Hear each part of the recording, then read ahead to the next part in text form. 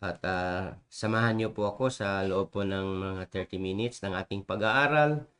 At ang ating talata po ngayon ay hango po sa aklat ng Psalms, mga awit, chapter 1.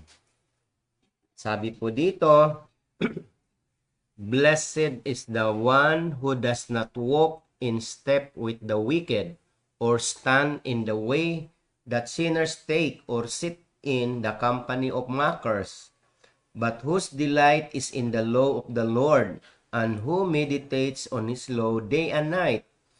That person is like a tree planted by streams of water, which yields its fruit in season, and whose leaf does not wither. Whatever they do prospers. Verse 4, Not so the wicked, they are like chaff that the wind blows away. Therefore, the wicked will not stand in the judgment, nor sinners in the assembly of the righteous. For the Lord watches over the way of the righteous, but the way of the wicked leads to destruction. Purihin pong Panginoon sa kanyang buhay at makapangyarihang salita na ating pag-aralan sa gabing ito. Tayo po'y saglit manalangin. Salamat po, dakilang Diyos, sa oras na ito na kami dudulog sa inyo.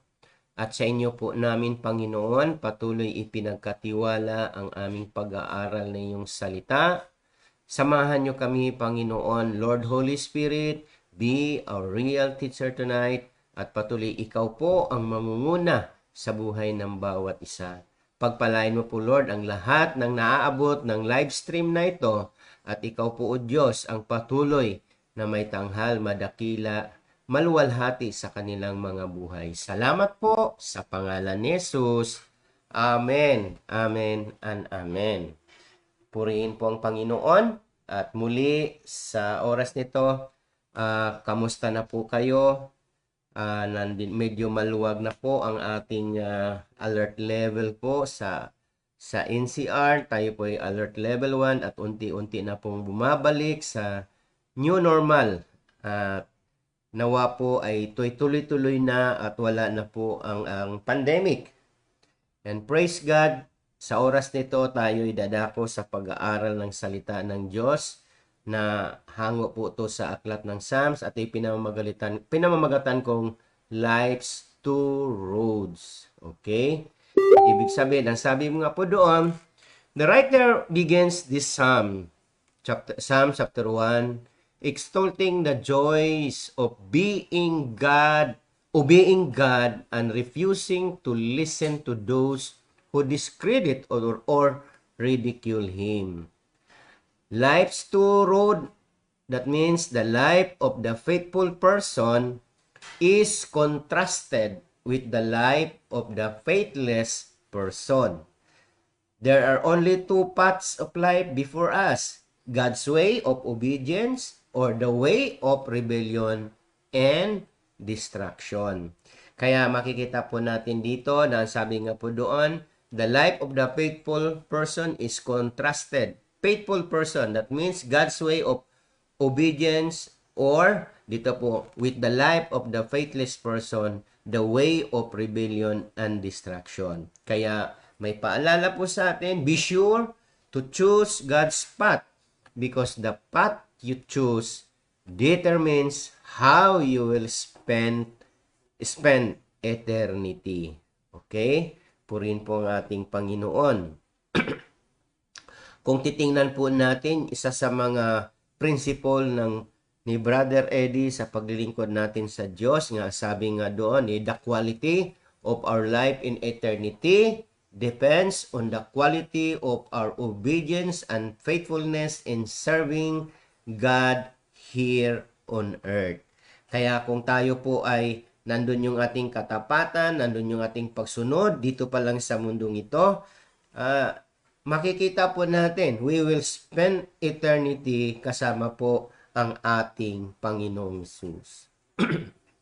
Tingnan natin verse by verse po to, number 1. Ang sabi nga po dun sa unang verse, makikita po natin ang sabi nga doon, Blessed is the one who does not walk in the step with the wicked, or stand in the way that sinners take, or sit in the company of the mockers. Kaya makikita po natin, God does not judge people on the basis of race, sex, or national origin.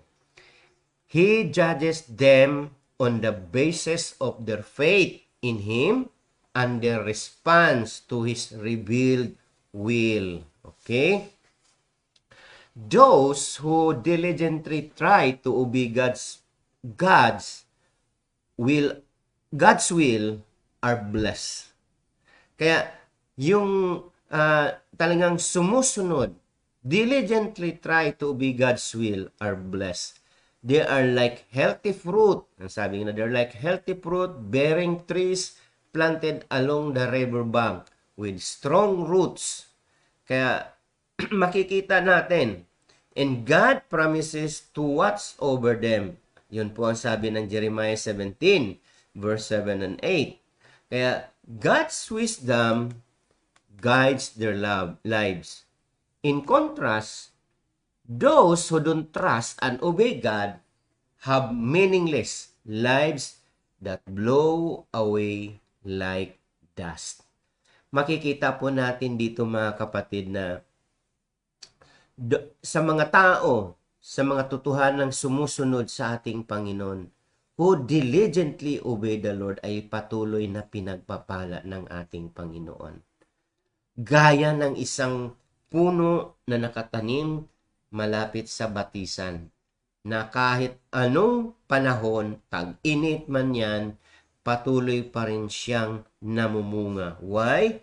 Ang kanyang mga ugat, ang kanyang pundasyon, ang mga ugat ay nakakuha po ng nutrients, water, doon po sa batisan o sa ilog.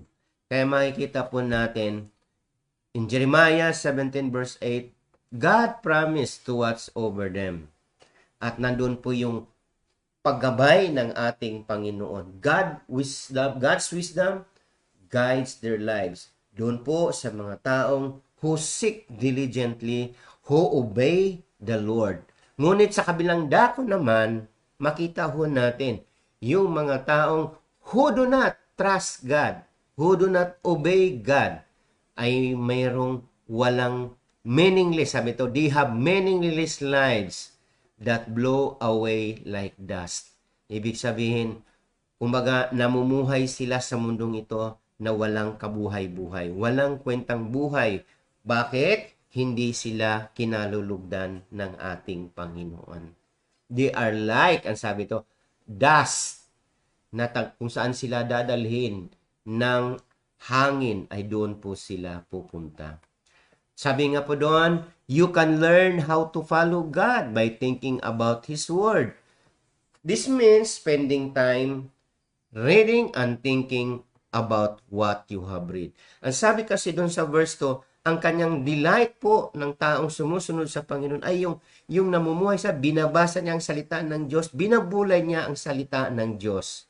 Kaya, he knew how, paano harapin ang buhay, harapin ang mga problema. Kaya, makikita natin, he spent time in reading and thinking about what you have read. That means, reading and thinking, that's yung pong binabasa at dinidili-dili niya. Minimeditate niya ang salita ng Diyos. And he's asking, sabi nito, it means asking yourself how you should change. So you're living as what God wants. Kaya, he's always asking na paano ba ako mamumuhay ng tama na ayon sa kalooban ng Panginoon.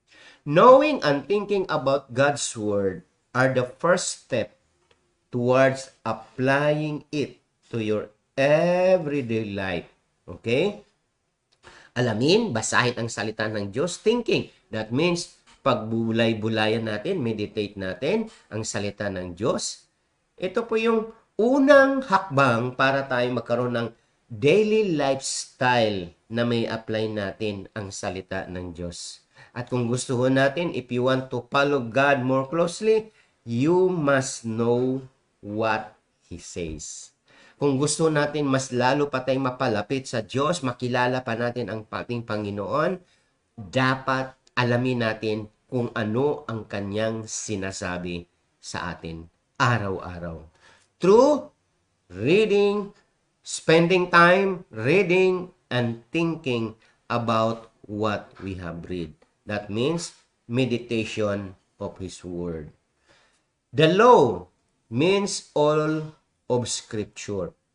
Doon sa verse 2, makita po natin that He meditates the Word, the law. Ang batas po, ang sabi po dito, law means all Scripture. The first 5 books of Moses, the prophets, and the other writings, the more we know of the whole scope of God's Word, the more resources, sabi nga doon, we will have to guide us in our daily decision. Mga kapatid, kung punong-puno tayo ng salita ng Diyos, alam natin ang lawak ng salita ng Diyos.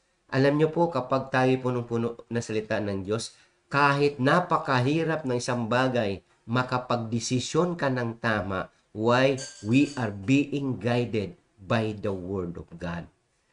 Kaysa wala kang alam, magtatanong ka, ano bang gagawin ko? Ano bang ganito? Ano ba? But kung tayo po'y alam natin ang salita ng Diyos, ang sabi nga doon, the more resources we will have to guide us in our daily decision.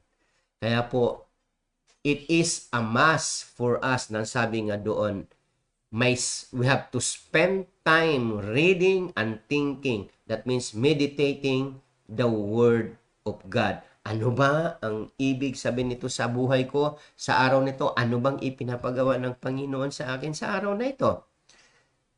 Kaya kailangan, napakahalaga po na alam natin, we must know the Word of God. There is simple wisdom in these 2 verses. Verses 1 to, makita po natin, the more we delight in obeying God, the more faithful we are. Kaya, kung mas lalo pa nating natutuwa tayo sa paglilingkod, pagsunod sa Panginoon, nagagalak tayo sa paglilingkod sa Panginoon, the more fruitful we are. That means marami kang nagagawa, marami kang mga bagay na nagawa po natin na nakakapagbigay kaluguran sa Diyos. Why? Kasama mo ang ating Panginoon. On the other hand, the more we allow those who ridicule God to affect our thoughts and attitudes, the more we separate ourselves from the source of our nourishment.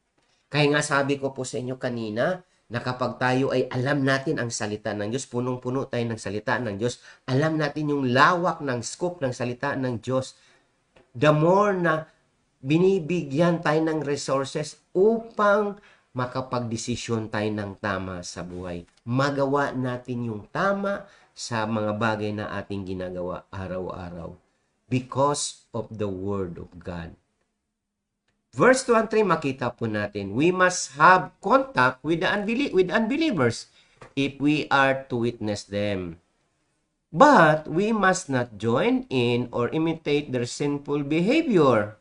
Kaya makita ho natin, kung gusto natin, abutin natin yung mga unbelievers. Hindi naman natin sila maabot kung hindi tayo makisalamuha sa kanila. Amen po ba? Makisalamuha po tayo sa kanila. But, ang sabi nga doon, isang babala, but we must not join in or imitate their sinful behavior.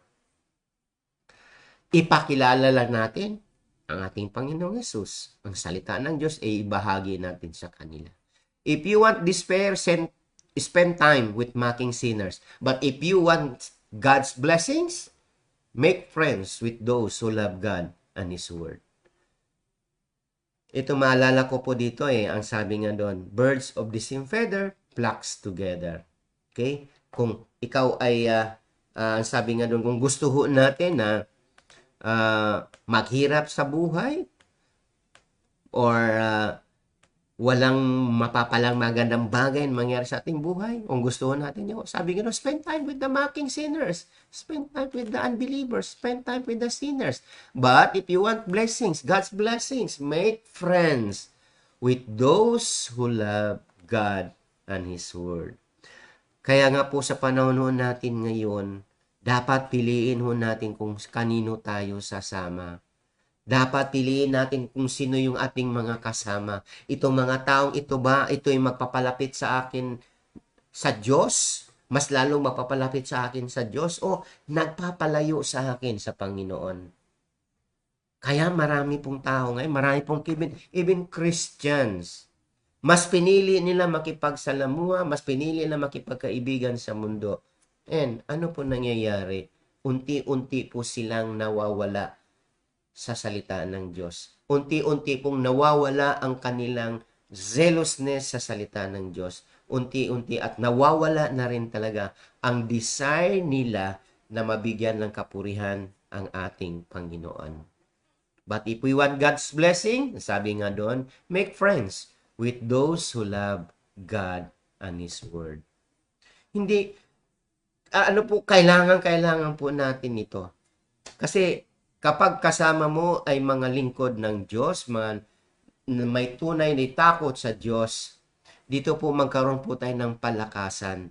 Dito po magkaroon tayo ng, kumbaga po ay kuro-kuro para sa kabutihan ng ating Panginoon. Ngunit kung ating mga kasama ay yung mga mocking sinners, then definitely po, hindi po mga bagay na nakakapagbigay kaluguran sa Diyos ang ating mga ginagawa. The scripture says, in all they do, they prosper. Ang sabi po ng lahat ng mga sumusunod sa Panginoon, lahat ng mga ginagawa nila yung kalooban ng Diyos. Ang sabi nga po doon, in all they do, they prosper. But it does not mean immunity to failure or difficulties. Nor it is a guarantee of health, wealth, and happiness.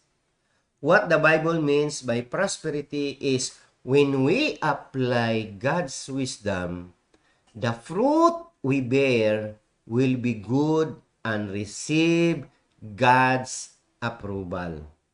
Ano po yung God's fruit? Ito po yung result o yung byproduct ng ating pagtanggap sa ating Panginoong Hesus at ipinamumuhay natin ang salita ng Diyos. Ang sabi nga doon, when we apply God's wisdom, the fruit we bear will be good and receive God's approval.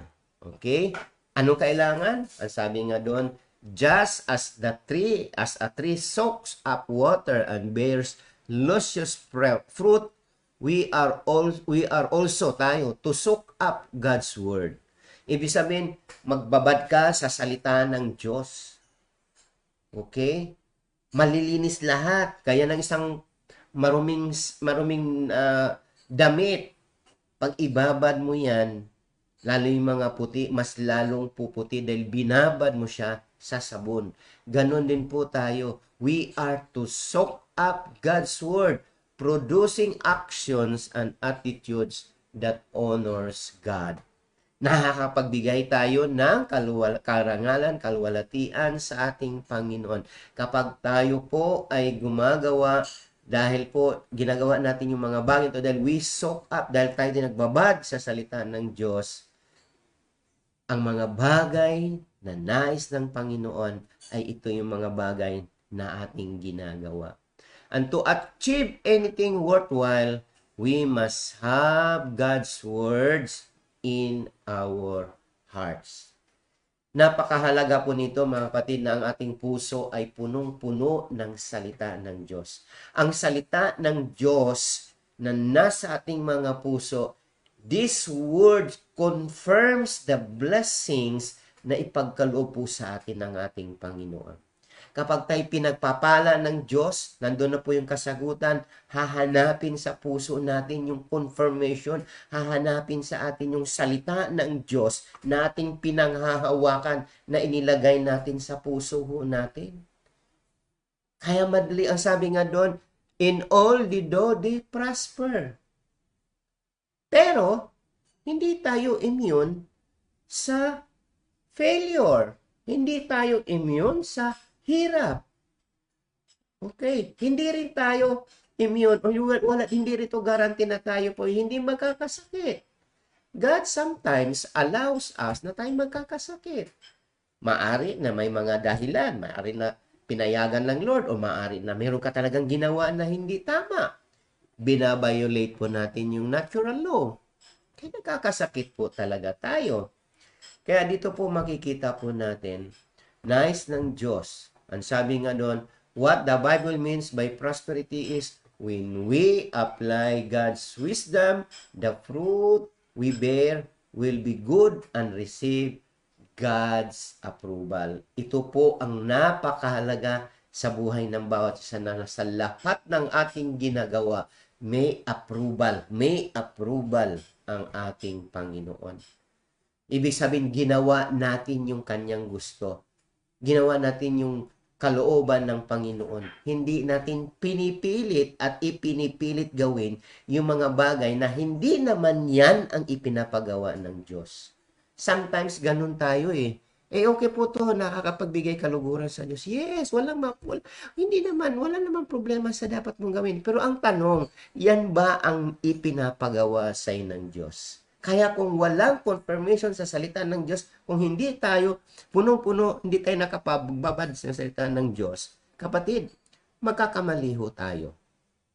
At gusto natin gawin yung mga bagay na gusto natin. Pero hindi naman yan ang ipinapagawa ng Diyos. Alam niyo po, marami po sa atin sa panahon natin ngayon. Even Christians, matagal na sa Panginoon. Mas pinipilit palang gawin itong mga bagay ito, yung gusto nila. Kasi maganda naman. Pero ang tanong kasi, ayan ba talaga ang kalooban ng Diyos? Is that what God wants you to do today?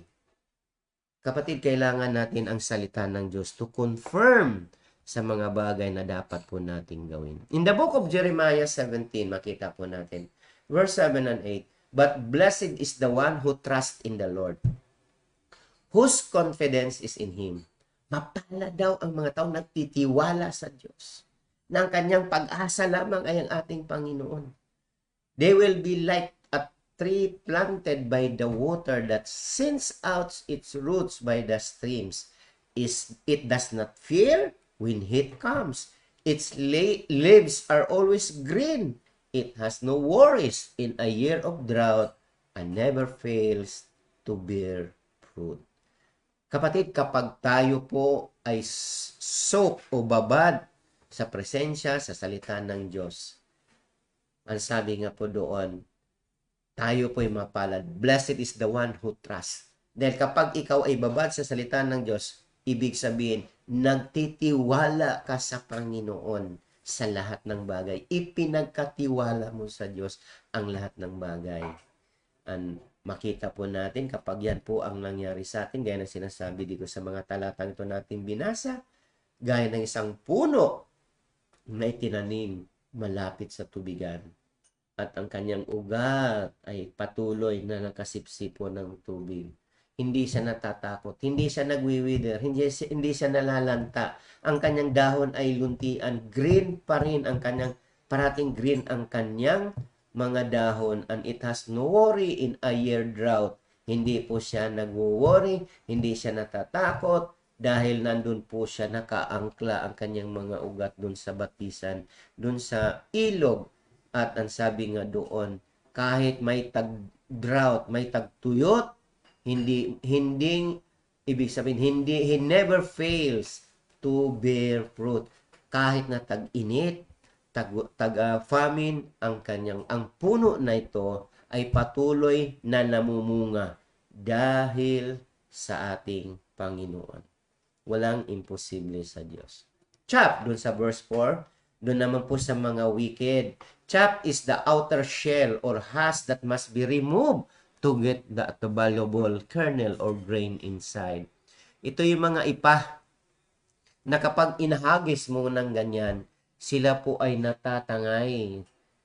Tinatangay ng hangin at ang naiiwan lamang ay yung mabubuting butil. Chaff was removed by a process called threshing or winnowing.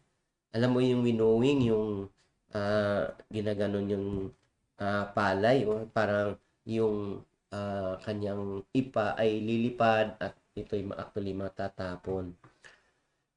After the plants were cut, they were crushed, and then the pieces were thrown into the air. Chaff is very light and is carried away by even the slightest wind, while the good grains falls back to the earth. Okay? Sabi po doon, chaff, ang ipa ay simbolo of a faithless life that drifts without direction. Nagsisimbolo ang ipa ng buhay na walang pananampalataya sa Diyos. Kahit daw saan siya dadalhin ng hangin, doon lang daw po siya. Dahil wala po siyang tamang direksyon sa buhay. Good grain is a symbol of a faithful life that can be used by God. Unlike grain, however, we can choose the direction we will take. We are given free will. Ang sabi na, we are given free will upang tayo pumili ng tamang direksyon sa buhay. Kung yan ang gusto mo, sige. Pero kapag hindi mo sinunod ang kalooban ng Diyos, definitely po may nakaambang, nakapahamakan sa inyong mga tinatahak. In the book of Psalms 5 verse 5 and 6, ito yung sinasabi dun sa verse 5 ng Psalms.